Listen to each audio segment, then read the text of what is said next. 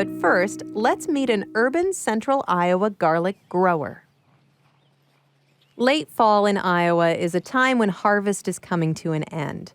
But every year, there's at least one plant that gardeners are putting into the ground instead of taking out. Garlic.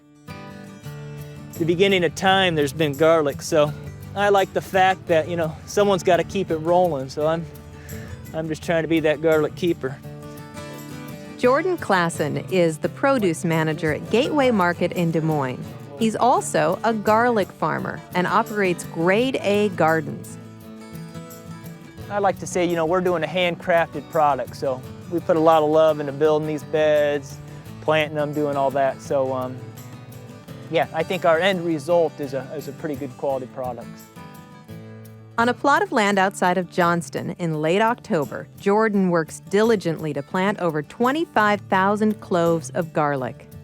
Being 15 miles from the heat of downtown is pretty prime. I don't know if you call it urban farming or not, but, to have a 10-acre space or 11 acres in the city is pretty good.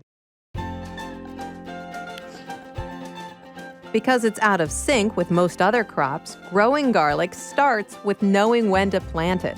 The old rule of thumb is you plant on Halloween and you're harvesting on July 4th. So you kind of use those two holidays.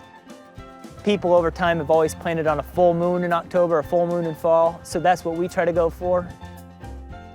So you get it in, anytime starting October, 1st of October through November should be a pretty good time to get it in.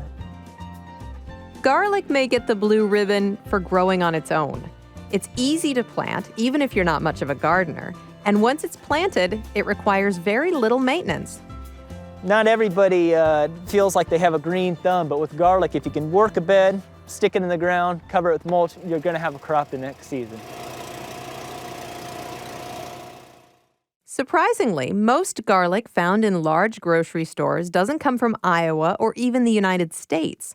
China is the largest producer of garlic, supplying 77% of the world's output. But Jordan thinks there's a market for fresh, Iowa-grown ingredients. Right away, I said, why aren't we growing this locally? It grows great. I've seen it grow great, so that's when I started rolling with it. I will say doing this, doing the farming aspect, I really have a bias to local farmers bringing stuff to my Gateway shelves. There is no better flavor and there's no better nutrients in that food. It hasn't shipped thousands and thousands of miles overseas or across the country. It's just boom, right from the field, right to your mouth. The work is hard, but for Jordan, it's a labor of love. This is what I do 25,000 times after this, so just keep putting her in the ground.